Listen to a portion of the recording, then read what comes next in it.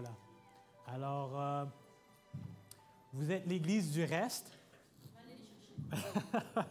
Allez chercher le reste. On va faire...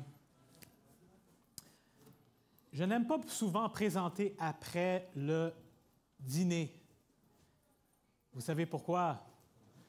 Parce que souvent, on commence à s'endormir. Alors, au milieu de la présentation, on va commencer même maintenant. On va tous se lever. C'est tout gratuit. On se lève. Mais ceux qui n'ont pas mangé, ils peuvent rester assis. Il n'y a pas de problème. Mais je n'ai pas mangé trop non plus. Je mangeais seulement de salade. OK. Alors, on va s'étirer un petit peu pour toucher en haut. Ah! Parfait. On s'étire des côtés.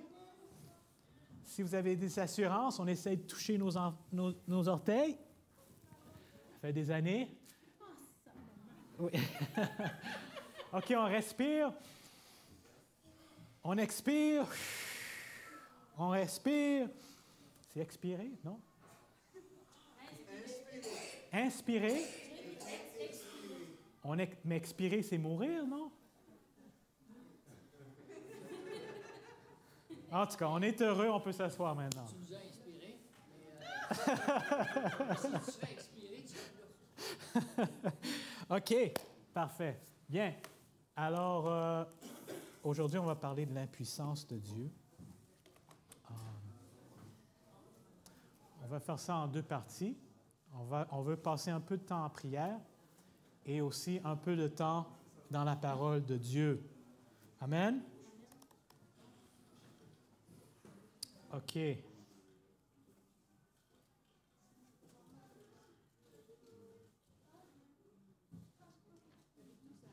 Je veux juste commencer avec une citation. Et la citation, on l'a lue hier, mais on va le relire encore. Ça nous dit « Un réveil de la véritable piété parmi nous est le plus grand et le plus urgent de quoi? De tous nos besoins. Rechercher cette piété devrait être notre premier, quoi? Travail.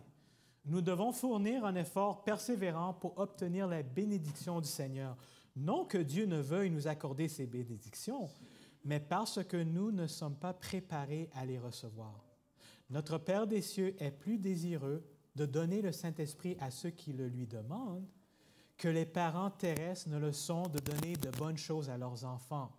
Alors, pourquoi on ne reçoit pas le Saint-Esprit?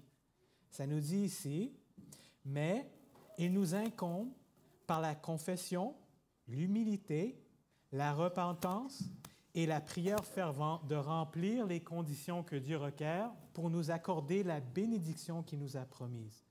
Un réveil ne peut être espéré que comme une réponse à la prière. Je répète, un réveil spirituel ne peut être espéré que comme une réponse à la prière. Alors, ce que ça nous dit, c'est ceci, on reste assis. C'est pas pour ça que j'ai ça, mais je vais l'utiliser. Alors, si on reste assis et on espère chaque année avoir un réveil spirituel, mais on ne fait jamais les efforts pour demander à Dieu de nous aider, de nous humilier, de confesser nos péchés, avoir la repentance et aussi prière fervente, année après année. Et la plupart de nous, soit on devient des adventistes à moitié cuits, ça se dit ça? À moitié rôti. À moitié rôti, merci. C'est pas une bonne expérience, mais vous comprenez. Ou la plupart de nous, on réalise, je ne veux pas être hypocrite, et on sort de l'Église. Alors, le réveil spirituel, c'est très important. Et c'est très urgent. Mais aujourd'hui, je veux parler de l'impuissance de Dieu. L'impuissance de Dieu. On va commencer avec une prière. Bon Père Céleste, nous voulons un réveil spirituel. On se réalise que c'est nos parents, nos enfants, il n'y a personne qui peut faire ça pour nous. Et même toi, Seigneur, tu ne vas jamais nous forcer. Mais tu as mis dans notre cœur un désir pour ce réveil-là. Seigneur, je te demande que alors que on passe un peu de temps dans ta parole, aussi du temps à prier, à te chercher. Que tu puisses augmenter en nous ce désir pour un réveil. Alors qu'on voit ton amour, alors qu'on voit l'urgence des temps où on vit, transforme-nous, Seigneur. Et je te demande une prière spéciale pour ton Saint-Esprit, pour qu'il puisse être avec nous, pour nous accorder la sagesse, l'intelligence, être capable de comprendre, mais encore plus important, d'être capable d'être transformé. Au nom de Jésus. Amen. OK. Qu'est-ce qu'on parle? On parle de quoi aujourd'hui? L'impuissance de Dieu. Je vais commencer avec mes questions. Juste une question. Qui ici croit que Dieu est tout-puissant? Amen. Qui ici croit qu'il y a des choses que Dieu ne peut pas faire? Non, mais là, vous êtes... Dieu est tout-puissant? Oui. Il y a des choses que Dieu ne peut pas faire. OK. OK.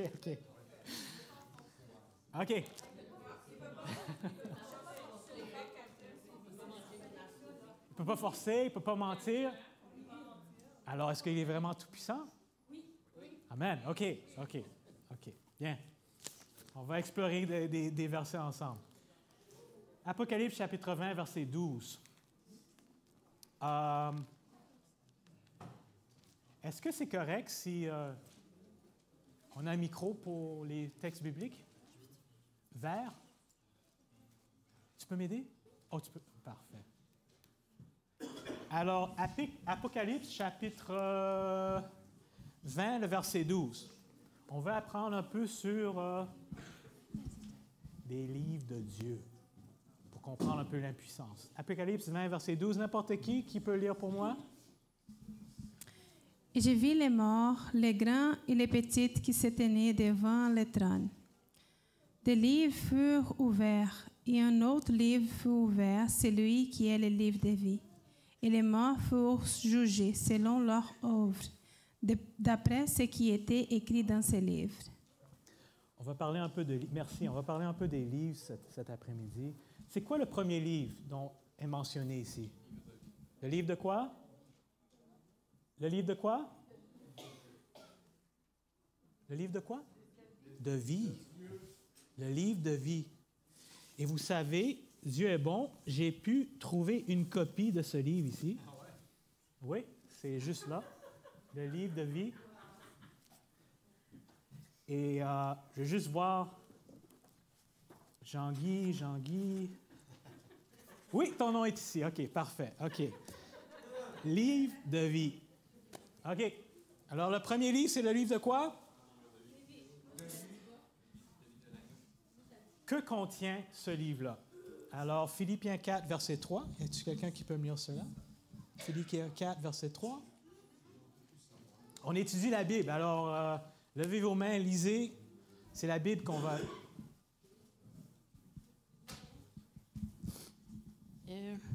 Philippiens 4, verset 3. « Et toi aussi qui travailles fidèlement avec moi, je te le demande, aide ces deux femmes. Elles ont lutté pour la bonne nouvelle avec moi, avec Clément et avec les autres frères qui travaillent avec moi. Leurs noms sont écrits dans le livre de la vie. » OK. Alors ici, c'est Paul qui parle et il dit, OK, il y a des gens qui ont travaillé pour le salut des âmes des autres. Et il dit spécifiquement, ces personnes-là, leurs noms sont trouvés où? Dans le livre de vie. Parfait. Alors, des bons chrétiens. OK?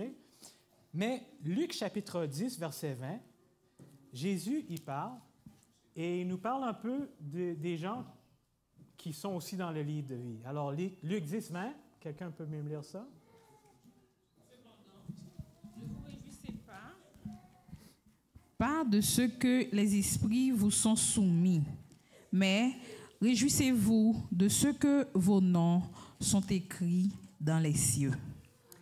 Alors, les disciples sont revenus, ils étaient tellement excités, ils ont vu des miracles, parce que Jésus les a envoyés pour prêcher, puis partager la bonne nouvelle, puis faire des miracles. Ils sont revenus, et Jésus leur dit, OK, c'est correct que vous êtes excités, que beaucoup de choses sont arrivées, mais si vous êtes, je veux plus que vous réjouissiez que votre nom se trouve où? Dans le livre de vie, OK? Ici, dans le livre Tragédie des siècles, ça nous dit « Le livre de vie renferme les noms de tous ceux qui sont entrés au service de Dieu. » Jésus disait à ses disciples « Réjouissez-vous de ce que vos noms sont écrits dans les cieux. » Alors, cela inclut des personnes comme Enoch, Abraham, Moïse, Daniel, Pierre, Jacques, Jean, Judas Iscariote. Amen?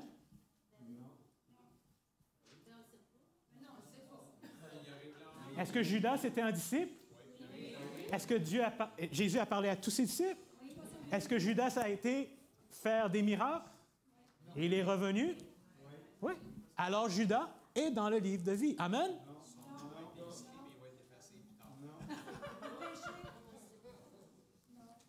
T'as-tu du préjugé contre Judas? Alors, Exode chapitre 32. Exode 32, versets 32 à 33. Exode 32, versets 32 à 33.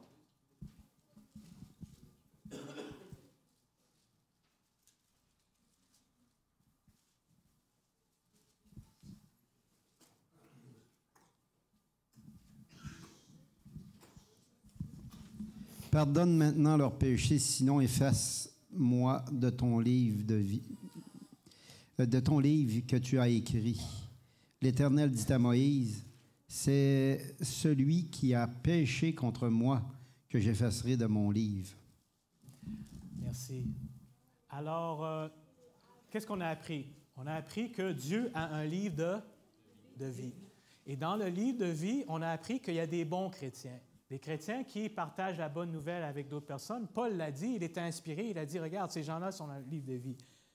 Mais Jésus a dit aussi à ses disciples, vous êtes dans le livre de vie. Mais on vient d'apprendre que notre nom peut être rentré dans le livre de vie et aussi le nom peut être quoi?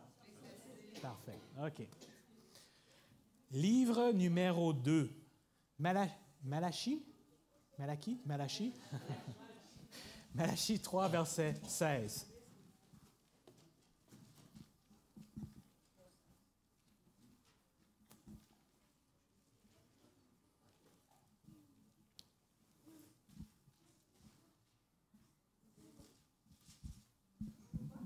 Et Livre il dit, numéro 2. Oui. alors ceux qui craignent l'Éternel se parlent l'un à l'autre. L'Éternel fut attentif et écouta, et un livre de souvenirs fut écrit devant lui. Pour ceux qui craignent l'Éternel et qui honorent son nom. Merci. Alors, livre numéro 2, c'est livre de quoi? Alors, livre des bonnes œuvres, souvenirs des bonnes actions. OK? Maintenant, j'ai mis ça en tant que livre. On ne sait pas exactement comment c'est fait au ciel. Même dans le temps de la Bible, les livres, ce n'était pas comme ça, c'était des rouleaux. Alors, on ne sait pas, mais j'utilise ça juste pour qu'on puisse comprendre un peu la leçon qu'on essaie d'apprendre aujourd'hui. OK? Alors, on a un livre de vie et livre des bonnes actions. OK? Alors, qu'est-ce qui se trouve dans le livre des bonnes actions? Néhémie 13, 14 nous parle un peu de ça, mais on va skipper ça. Tragédie des siècles. Tous les actes de justice sont immortalisés dans le livre de Dieu. Toute tentation repoussée, toute mauvaise action surmontée, toute parole douce et compatissante s'y trouve soigneusement enregistrée.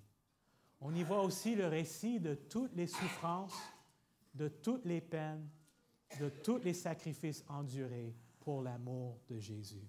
Moi, quand j'ai lu ça, là, ça m'a vraiment touché. Parce que, vous savez, souvent, on fait des choses et il n'y a personne qui voit ce qu'on fait. Souvent, il n'y a personne qui apprécie ce qu'on fait. Il y a des gens qui s'en foutent vraiment. Mais Dieu voit. Dieu apprécie et Dieu ne s'en fout pas. Tout est écrit. Alors, je me rappelle quand j'étais... en tout cas, ça fait quelques années, j'avais un ami, puis il essayait d'être un bon garçon. Et je me rappelle un jour, il ne parlait pas beaucoup, mais un jour, il est venu, il me dit, j'entends, ça te donne à quoi? J'essaye, je me lève le matin, je lis ma Bible, je prie, Je ne suis même pas rendu au petit déjeuner et j'ai déjà foutu ma journée. Ça donne à quoi? Et je lui ai dit non.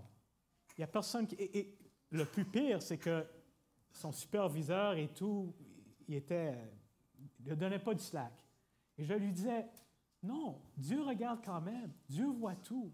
Même s'il n'y a personne qui voit the struggles, les défis, les luttes que tu passes à travers. Dieu marque toutes choses. Et Dieu va emmener récompense un jour. Je me rappelle un jour, je n'ai pas parlé de ça, mais juste une petite pause publicitaire. Je travaille dans le domaine des publications. Alors, le domaine des publications, ce qu'on fait, c'est que tout ce qu'on fait alentour de la parole écrite.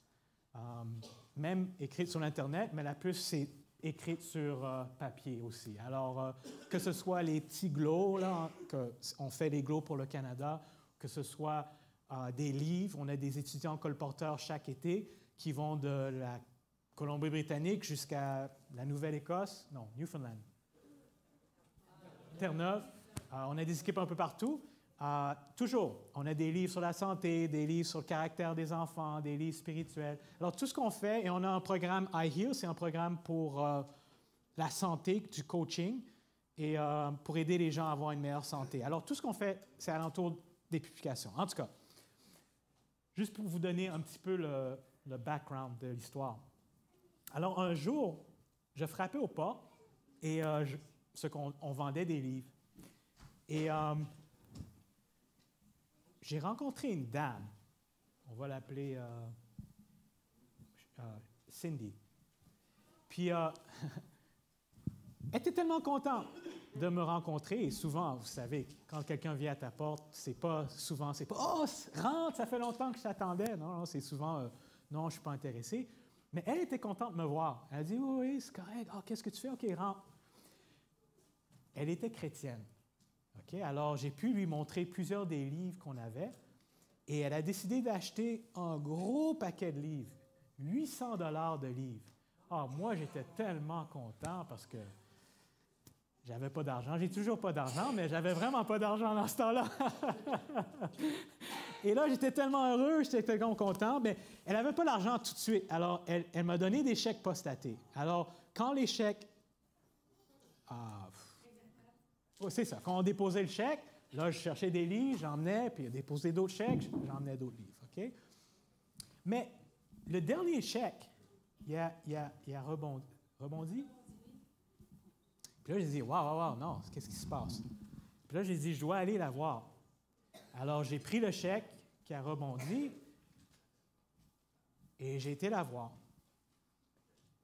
Et j'ai frappé à sa porte, mais il y a quelque chose qui n'était pas correct avec sa porte, le son.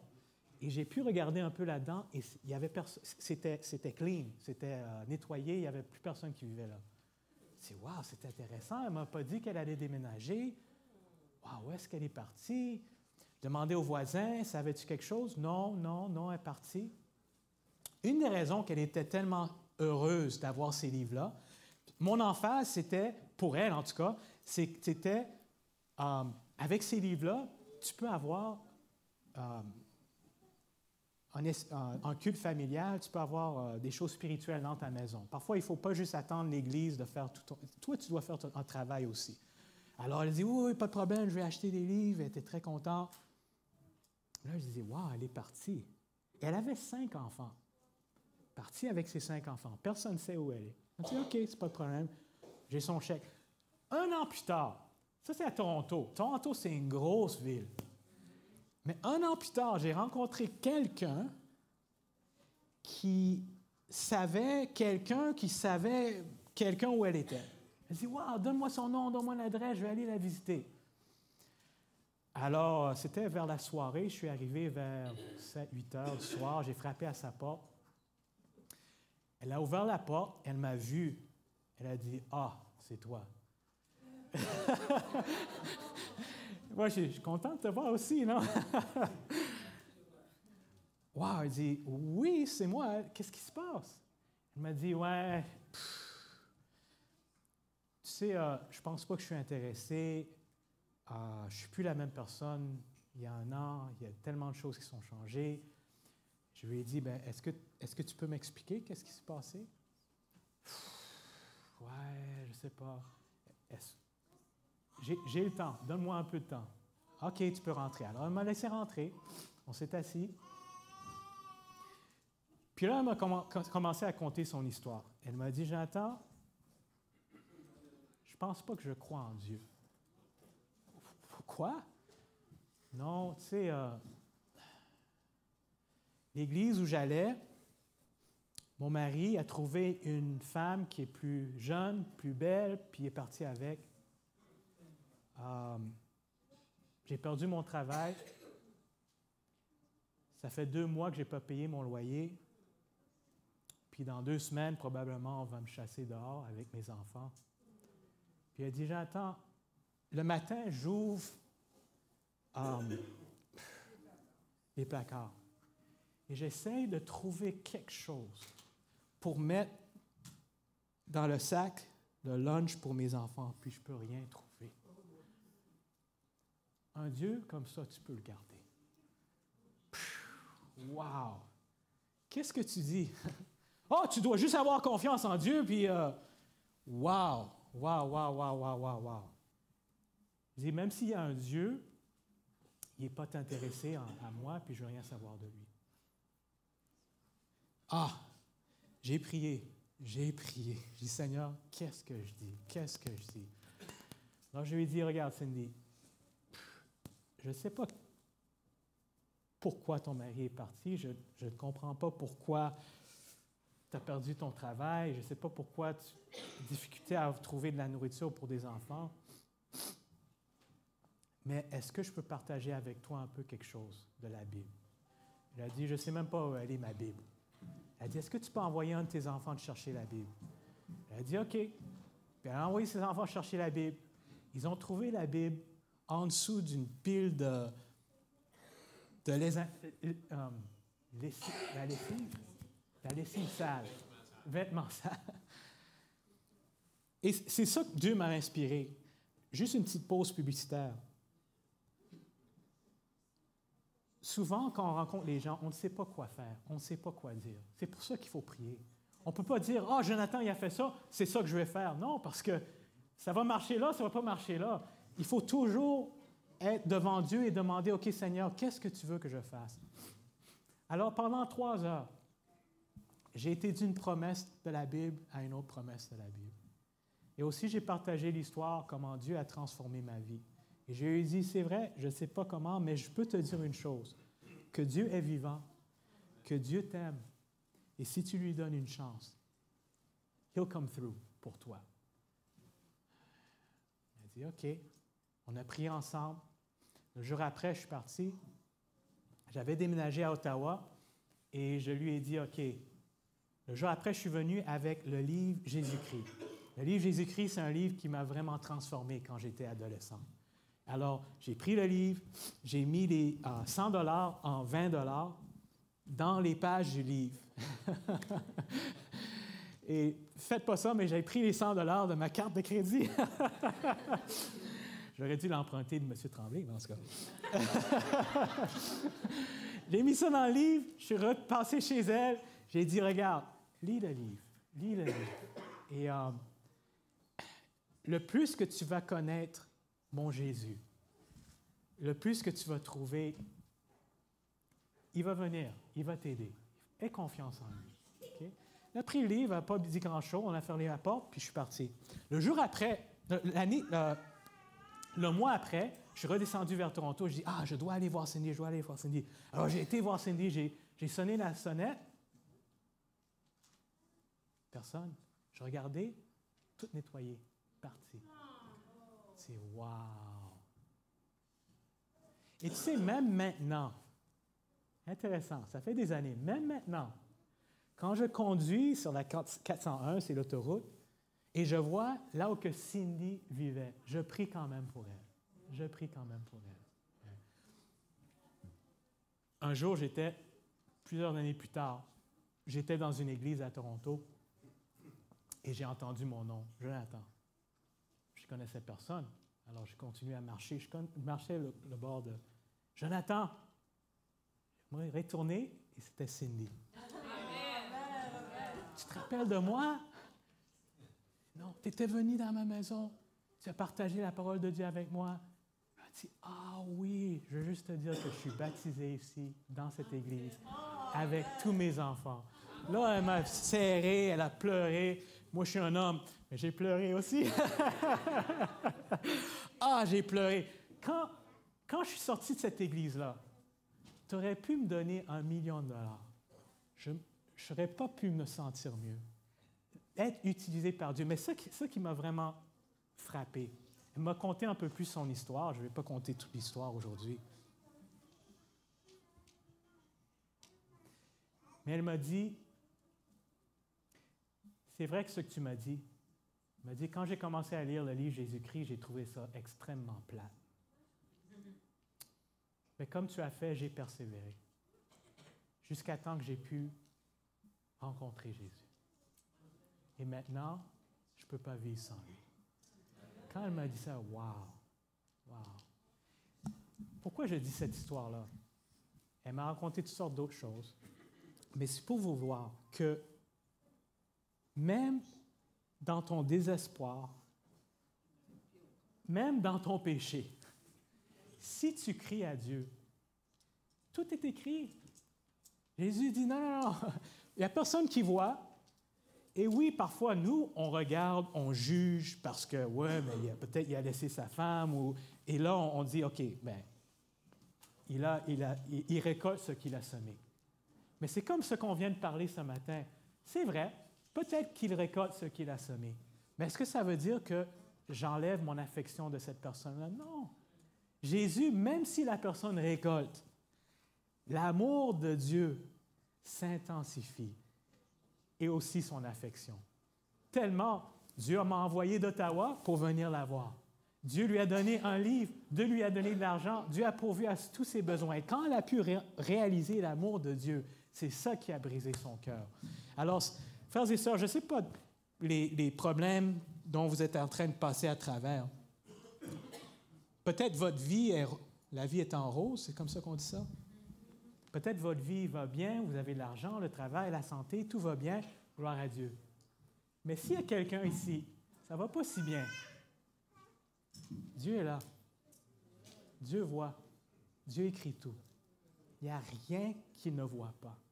Et il dit, je vais récompenser toutes choses. Si seulement c'était le dernier livre, mais il y a un autre livre, malheureusement. Ésaïe 55, versets 6 et 7.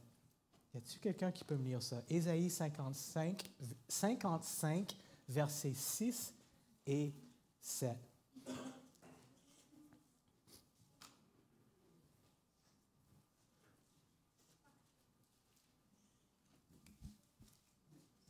« 6 et 7. Oui, s'il te plaît.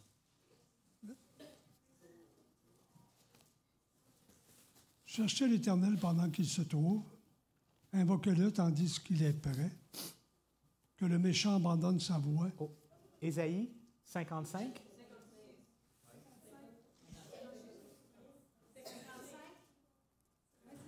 C'est-tu ma vieillesse encore qui...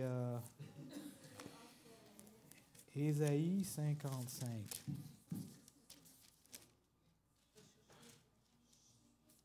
Ésaïe 55. 65. Amen. Je m'excuse. Ésaïe 65, 6 et 7. Voici ce que j'ai résolu par devers moi.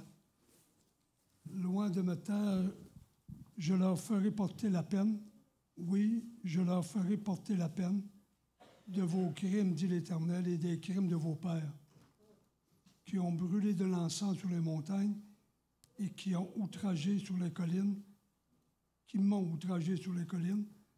Je leur mesurerai le salaire de leurs actions passées. Alors ici, certaines traductions disent « Tout cela a été écrit devant moi ».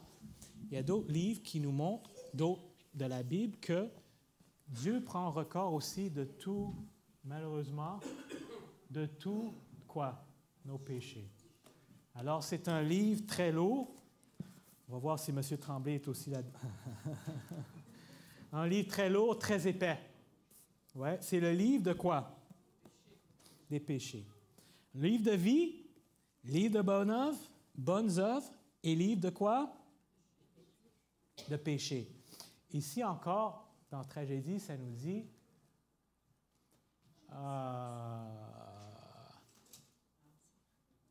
non.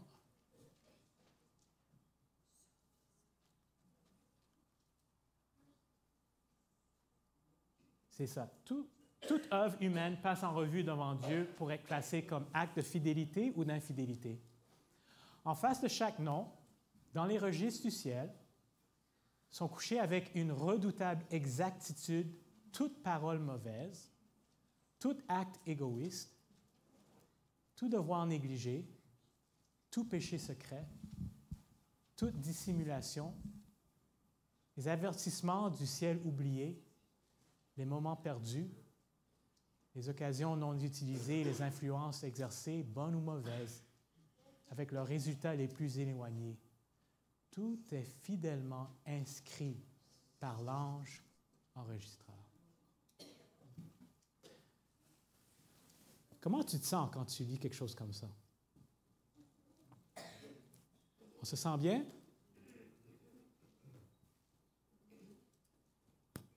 Wow!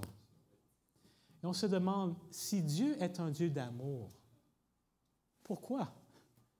Pourquoi tu dois écrire tout? Pourquoi tu dois écrire mes pensées? Pourquoi tu dois écrire les motifs? Tu dois tout écrire avec exactitude. Même, tu vois, ça dit les bonnes ou mauvaises influences exercées avec leurs résultats les plus éloignés. Alors, moi, je fais quelque chose qui n'est pas correct à quelqu'un, et cette personne-là peut-être fait quelque chose, et cette personne-là renie Dieu et laisse Dieu. Moi, je suis toujours avec Dieu, mais toute la chaîne d'événements négatifs est écrite, même la chaîne que moi, je ne sais même pas. Tout est écrit dans le livre des péchés. Exact, avec, elle dit, précision. Précision. Wow! Pourquoi est-ce que Dieu, un Dieu d'amour, voudrait faire quelque chose comme ça? Vous allez peut-être vous demander pourquoi je prends le temps de vous parler de 3 livres cet après-midi. On peut dire, bien, Jonathan, ces livres, ils sont loin dans le ciel. OK, on voit qu'il y a des livres, ils sont dans le ciel. Mais moi, ici, je suis sur la terre, j'ai mes problèmes à résoudre, j'ai ma santé, j'ai une vie à vivre. Je n'ai pas le temps de me fier de ces livres dans le ciel. Mais c'est ça qui est intéressant, que maintenant, les livres dans le ciel sont ouverts. Maintenant, les livres dans le ciel qu'on a lus dans Apocalypse chapitre 20, maintenant les livres sont ouverts. Et Romains chapitre 14, verset 10 nous dit, nous allons tous comparaître, tous devant le tribunal de quoi? De Christ. Alors, chacun de nous, on doit comparaître devant le tribunal du Christ. On dit, ben non, comment ça va fonctionner? Moi, je suis ici sur la terre, puis quand Jésus va revenir, sa récompense va déjà être avec lui pour nous donner soit la vie éternelle ou non. Alors, quand est-ce que je vais me comparer devant le tribunal de Christ? C'est pour ça que les livres doivent être détaillés, parce que moi, je ne vais pas être là physiquement. C'est mon livre, mes livres qui vont être là, ceux qui ont été écrits de ma vie qui vont être là. C'est pour ça qu'il faut avoir exactitude. Sinon, on dit, ben, je ne sais pas, c'est vrai que Jonathan y avait, mais je ne sais pas, il n'y a pas bien écrit, ça a l'air d'un docteur qui a écrit ça, parce que ça vraiment, non. Tout est bien écrit, avec précision. C'est pour ça que quand le jugement se passe au ciel, les livres sont ouverts, et là, même si moi je ne suis pas là, c'est un jugement qui est juste, parce que tout est écrit. Tout. Wow!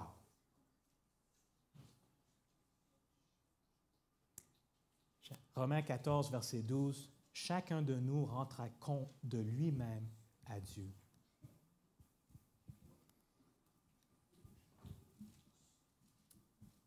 Ça nous dit, commençant par les premiers habitants de la terre, Notre avocat présente le cas des croyants de chaque génération successive et termine par ceux des vivants. Chaque nom est mentionné, chaque cas est pesé avec le plus grand soin. Des noms sont acceptés, d'autres sont rejetés. Quand un dossier indique des péchés non confessés et non pardonnés, le nom est radié du livre de vie et l'inscription des bonnes actions est effacée du livre de la mort. Moi, je ne sais pas exactement comment ça se passe dans le ciel. Mais j'imagine que Jésus, c'est ça qu'il fait, une des choses qu'il fait. On commence la journée, le livre de vie est ouvert. OK, c'est qui la prochaine personne? Bien, la prochaine personne, c'est Madame Bélanger. OK, Madame Bélanger, quand est-ce qu'elle est née? Bien, elle est née en 1962. 42, on va dire. 1942, 1er janvier. Qu'est-ce qui est arrivé la première janvier? Bien, elle a pleuré pendant 20 minutes, puis après ça, elle a été changée, puis après ça, bien, OK. 5 ans, c'est ça qui est arrivé. Elle a commencé à réaliser un peu qu'elle n'était pas le centre du monde. Tout est écrit, tout. Elle a donné une petite fleur à sa maman, tout écrit. Oh, elle a frappé son frère, tout écrit. Oh, mais qu'est-ce qui se passe? Oh, là, elle avait 18 ans. Là, 18 ans, elle a commencé à faire des études bibliques, elle a commencé à connaître Dieu, elle a commencé à prier, baptiser. Wow, OK, elle est devenue chrétienne. C'est pour ça qu'elle est dans le livre. OK, continue. Elle s'est mariée, elle a eu des enfants. Tout est écrit. Ah, bien, c'est quelqu'un de très sympa. Oui, même dans sa vieillesse. Elle est petite grand-mère, elle donnait des petits biscuits aux enfants, elle aidait les gens dans le voisinage, très, très sympa. Mais il y a quelque chose qui est arrivé en 2010, janvier 15. Son mari est venu, puis il a crié après parce qu'elle avait brûlé son souper. Puis elle n'en pouvait plus parce qu'elle savait que son mari trichait sur elle. Alors, elle est restée dans le mariage, mais elle a décidé de ne pas le pardonner. Oui, mais qu'est-ce qui est arrivé après? Non, elle continue à aller à l'église, elle continue de prier, elle continue de donner des petits biscuits aux petits-enfants, elle continue d'être très gentille dans le voisinage. Oui, mais qu'est-ce qui est arrivé? Bien, éventuellement, elle est devenue malade, puis elle est dans l'hôpital. On lit. Oui, mais qu'est-ce qui est arrivé, là? Elle a décidé de ne pas pardonner, mais elle est chrétienne. Est-ce qu'elle savait que Dieu pouvait lui donner le pouvoir du pardon? Oui, elle savait. Mais est-ce qu'elle a demandé de l'aide pour que Jésus puisse l'aider à pardonner? Non, elle n'a pas demandé de l'aide.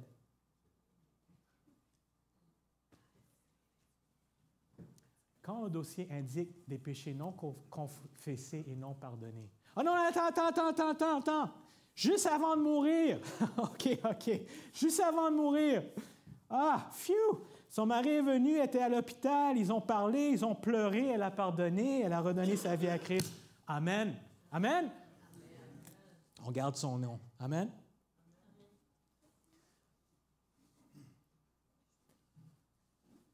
Pourquoi je vous parle de cela?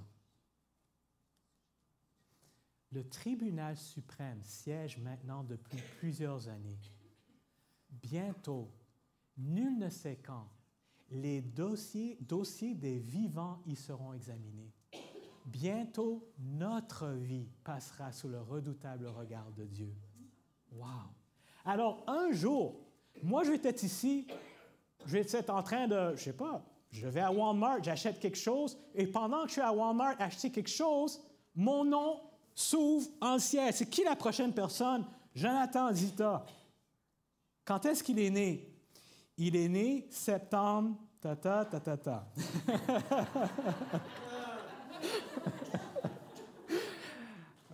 Pas donner trop de détails, là. Puis qu'est-ce qui est arrivé? Il a mangé, il s'est souillé, il a pleuré. Il va à travers ma vie. Mais c'était quelqu'un de très égoïste. Mais non, attends. Ce qui est arrivé quand il avait 16 ans ou 17 ans, il s'est fait baptiser à l'église de Saint-Georges de Beauce et il a donné sa vie à Christ. Ah, gloire à Dieu. Qu'est-ce qui est arrivé? Là, il continue.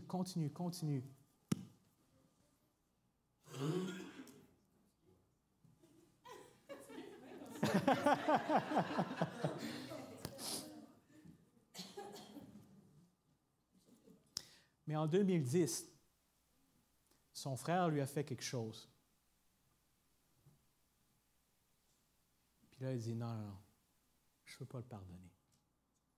Moi, j'utilise juste le pardon. Il y a toutes sortes d'autres péchés qu'on peut utiliser. Mais ça, c'est un des péchés que moi, j'ai eu problème avec quand j'étais plus jeune. Et c'est toujours dur parfois de pardonner. Alors, mais qu'est-ce qu'il fait maintenant, Jonathan? Parce qu'il va arriver un temps où ils sont en train de lire le livre, mais ils doivent arrêter de lire le livre et regarder en bas, parce que je suis en vie. Et là, qu'est-ce qui se passe, Jonathan? Ben, il est baptisé, il a étudié, il est dans le ministère. Qu'est-ce qu'il est en train de faire maintenant? Il est en train de présenter la parole de Dieu à Saint-Georges-de-Beauce. Ah, il lit la Bible? Oui, il lit la Bible. Il est-tu gentil avec sa femme? Oui, il est gentil. Est-ce qu'il lui donne des fleurs? Oui, il lui donne des fleurs. Est-ce que la femme l'aime? Oui, la femme l'aime, même s'il n'y a pas de cheveux. Amen? Amen.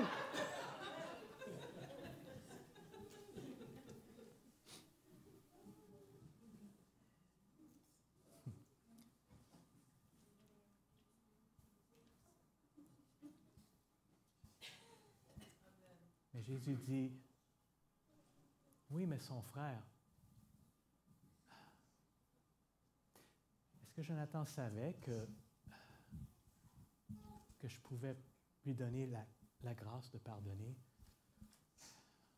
Oui, il savait. Est-ce que Jonathan a essayé de prier ou demander pardon ou chercher de l'aide? Non. Est-ce que Jonathan savait que, regarde, je suis mort pour lui, et c'est comme Jésus qui est là. Le Père a son rôle, le Père m'aime, Jésus a son rôle, Jésus m'aime. Mais c'est comme Jésus, il regarde, il dit, Père, est-ce que tu sais combien j'ai investi dans Jonathan?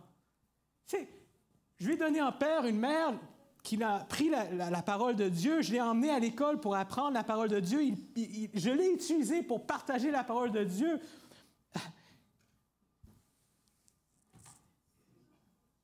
Oui, mais est-ce que Jonathan savait que je peux transformer son cœur, que je peux l'aider, je peux mettre l'amour dans son cœur?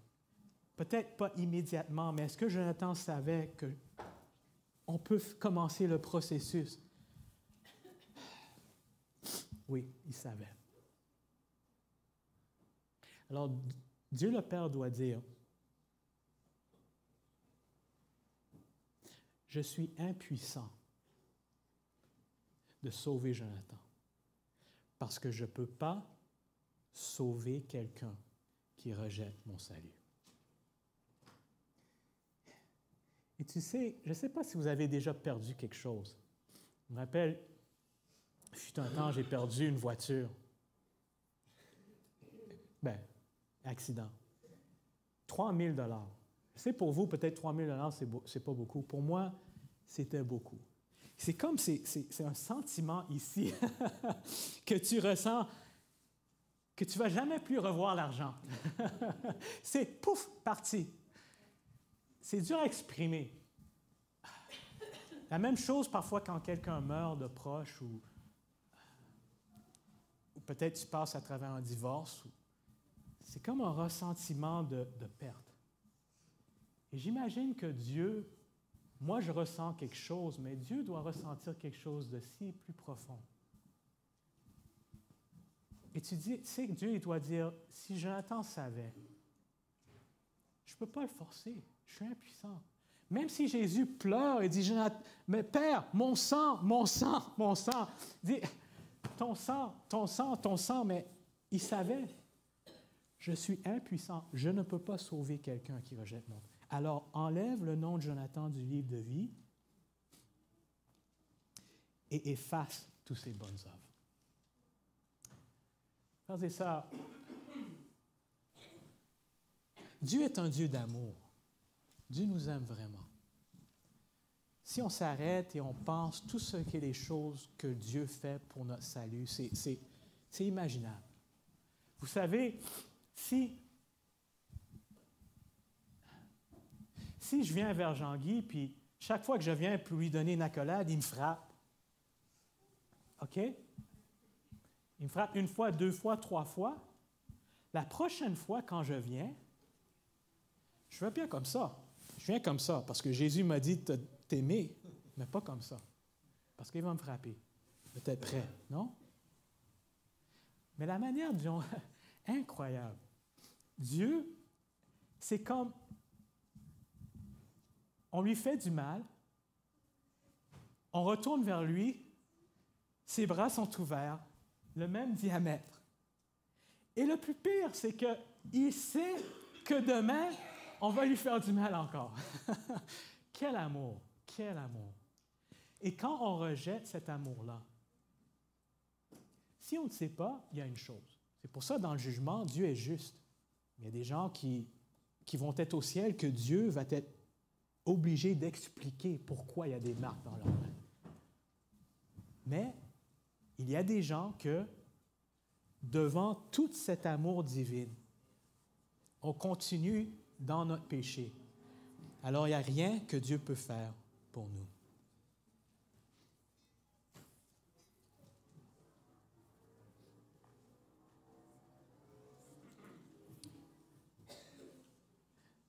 Dans Proverbe chapitre 28, le verset 13.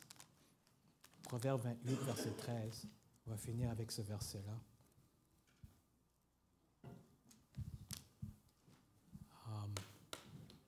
Je ne sais pas si vous savez, mais la plupart des prières pour le pardon des péchés ne sont pas exaucées. Je ne sais pas si vous savez ça. Plusieurs d'entre nous, le soir, quand on demande pardon pour nos péchés, je ne sais pas si vous savez, mais la plupart de nos prières ne sont pas exaucées. Alors ici, dans Proverbe chapitre 28, le verset 13, la Bible nous dit « Celui qui cache ses transgressions ne prospère point. » J'ai encore fait preuve, je m'excuse. Proverbe 28, verset 13. Celui qui cache ses transgressions ne prospère point, mais celui qui les avoue obtient miséricorde. Amen? Est-ce que c'est ça que la Bible dit? Non. Est-ce que vous avez la bonne... Celui qui cache ses transgressions ne prospère point, mais celui qui les avoue obtient miséricorde. Amen. Celui qui les avoue est quoi? Alors souvent, quand on s'agenouille le soir, et c'était moi avant, je disais, Seigneur, pardonne mes fautes et mes péchés. Amen. On m'a appris que si je demande pardon, il est fidèle et juste de... Mais Dieu ne pardonnait pas mes péchés. Parce que je n'avais pas fait la décision dans ma tête, quand je demande pardon, que par la grâce de Dieu, c'est la dernière fois que je fais ça. Est-ce que vous comprenez? Oui, peut-être, je vais tomber 1000 fois plus tard. Mais ce soir, quand je m'agenouille et je demande pardon, je dis, Seigneur, je te demande pardon et par ta grâce, fini. J'abandonne ce péché à toi. C'est pour ça que Dieu est fidèle et juste, pas juste pour nous pardonner, ben nous quoi? Purifier. Dieu ne peut pas purifier ce que tu ne lui donnes pas. Si tu demandes juste le pardon, tu n'es pas pardonné. Tu n'es pas pardonné. Parce que la Bible nous dit, celui qui reçoit miséricorde, c'est celui qui demande le pardon, mais aussi qui dit, par ta grâce, Seigneur, je lâche. Je lâche. Et souvent, la plupart de nous, on demande pardon, mais si on demande, est-ce que tu as un plan? Ben, je ne sais pas, peut-être je vais le faire demain, peut-être non. Ça dépend si la personne est méchante. Ou... Non. Ça dépend de rien.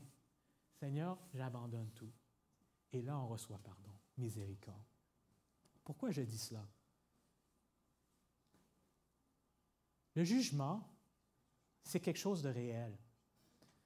Souvent, les gens, ils ont peur du jugement et ça les fait un peu... Pourquoi? Parce qu'on retient souvent quelque chose. On ne veut pas lâcher tout. On veut toujours avoir contrôle de quelque chose dans notre vie, que ce soit des habitudes, que ce soit la rancœur, je ne sais pas. On essaye de tenir quelque chose. Mais, frères et sœurs, quand on lâche tout dans les mains de Dieu, le jugement, ça ne fait pas peur. Le jugement, c'est comme, oui, c'est vrai, j'ai péché. Mais je retourne à Dieu et petit à petit, il reproduit son image en moi. Il me donne la sécurité, il me donne son amour. Je reste dans ses mains. Et la joie remplit nos cœurs. C'est pas « Oh, j'ai peur, est-ce que j'ai tout fait ce que je devais faire aujourd'hui? » Non. Fixe les yeux sur le Maître. Okay? Je vais faire un exercice en finissant. En anglais, on a une chanson « Fixe les yeux sur le Maître ». Ils ont traduit ça un peu différemment en français. Mais le refrain, ça dit quelque chose comme ça. « Fixe les yeux sur le Maître, viens sous son merveilleux regard. » Et en anglais, ça dit que quand tu fixes les yeux sur le Maître, les choses de ce monde, ils deviendront plus floues. Alors, si vous avez un doigt, je pense que vous avez tous un doigt, un petit exercice, on va mettre ça, mettre le doigt devant vous, puis regardez votre doigt et essayez de me voir. Mais l'emphase, c'est sur le doigt. Est-ce que vous me voyez? Oui, vous me voyez. Mais je suis quoi? Flou. Alors, le doigt représente Christ. Moi, je représente malheureusement le monde. Mais si vous essayez de faire quelque chose d'autre, regardez, dépassez le doigt, focussez sur moi. Qu'est-ce qui arrive à votre doigt? Ça devient double, non? Le doigt devient double, pas moi. Moi, je suis clair. Le doigt, ça devient double. Est-ce que vous pouvez me dire c'est lequel qui est le double? C'est lequel? C'est très dur à dire. C'est ça que j'ai pu réaliser dans ma vie spirituelle. Quand on fixe les regards sur Dieu, les choses de ce monde, ça devient flou. Mais quand on fixe les regards sur les choses de ce monde, on perd notre Jésus. On perd Dieu. Oui, Jésus est là, mais c'est flou, c'est pas concret, je ne sais pas s'il m'aime. Puis là, on commence à avoir la peur, puis là, on commence à juger, condamner les autres. Parce que même, on a peur d'être jugé et condamné. On va passer un peu de temps en prière.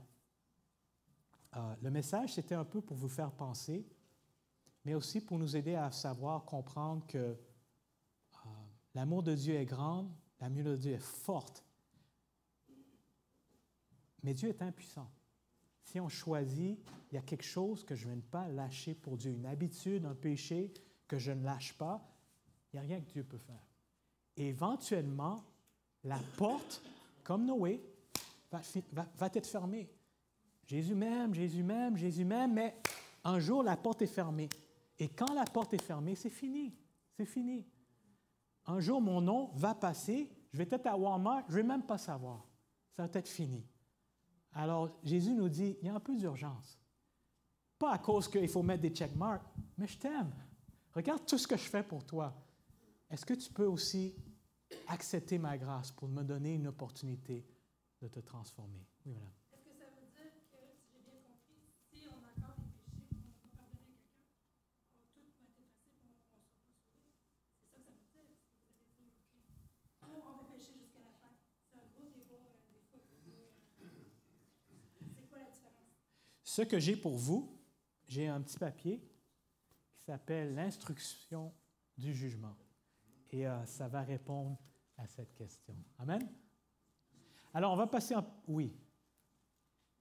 Vous avez parlé de la conscience cautérisée hier soir.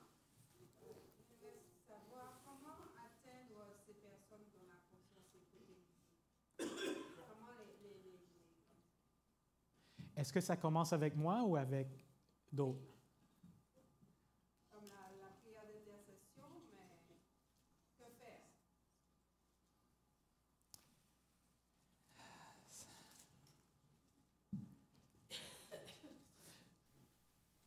je parle doucement parce que je ne connais pas les situations. Mais ça commence avec moi. Ça, c'est le premier pas. Qu'est-ce que je veux dire? Je veux dire que quand l'Éternel me redonne à moi la sensibilité de ma conscience, parce qu'on a toutes violé nos consciences, ça me donne la sagesse, la dépendance sur Dieu, le raffinement d'être capable d'aider quelqu'un d'autre. Je ne sais pas si tu peux comprendre ça.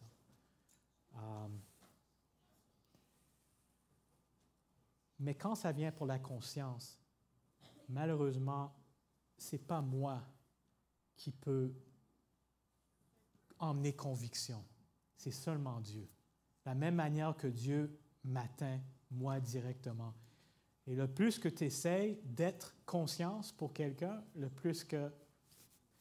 Alors, prière d'intercession, mais aussi la sensibilité, pour moi, j'ai trouvé, c'est que quand je réalise comment Dieu m'aide à ressensibiliser ma conscience, ça m'aide à savoir quoi dire, à quoi ne pas dire, comment prier, une sensibilité,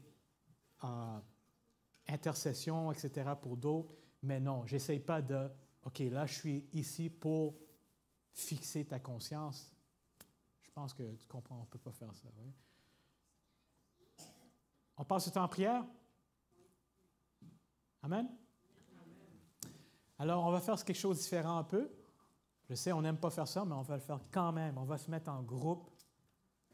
On va se forcer. On va se mettre en groupe 2, 3, 4 et juste prier. Prier à propos juste des impressions qu'on a pu entendre, que ce soit hier soir, que ce soit ce matin, que ce soit cet après-midi. Juste demander à Dieu qu'il nous aide à avoir un réveil spirituel. Et si Dieu vous a parlé à travers la parole de Dieu, c'est le bon temps de parler. Alors, on va prier ensemble, peut-être 5, 6, 7 minutes. Après, je vais finir par prier. On va avoir un petit break, puis avoir peut-être 30 minutes ou 40 minutes de témoignage après le break. OK? Alors, on peut se diviser en 2, 3, 4 personnes pour prier ensemble. Je vais prier avec vous. On peut me... OK.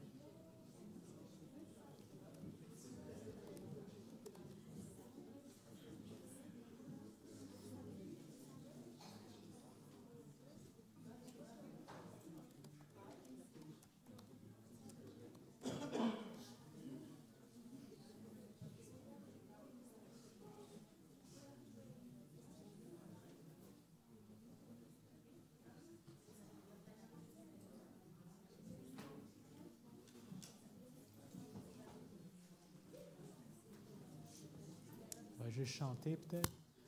Moment si doux de la prière où Dieu m'élèvant jusqu'à lui se révèle à moi un Père comme un Sauveur, comme un appui.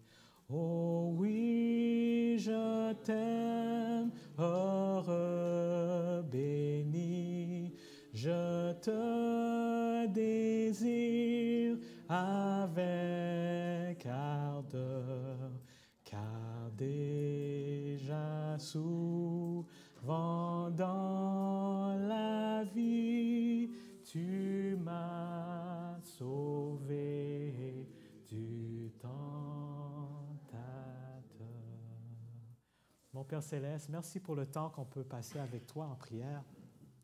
Je te remercie aussi les choses que tu as pu nous rappeler ou peut-être même nous en apprendre aujourd'hui. Je sais que tu veux faire un réveil plus profond, plus permanent dans nos vies. Alors que chacun de nous, on va passer peut-être un peu de temps en témoignage dans quelques instants, mais après, quand on retourne chez nous, Seigneur, aide-nous à continuer à faire le travail que tu fais en nous, à coopérer avec ton Saint-Esprit. Qu'on puisse réaliser un peu, oui, le standard est très, très haut, mais c'est correct. Ça nous donne un besoin d'un sauveur. Alors, Seigneur, merci pour ce que tu fais et aussi ce que tu as promis.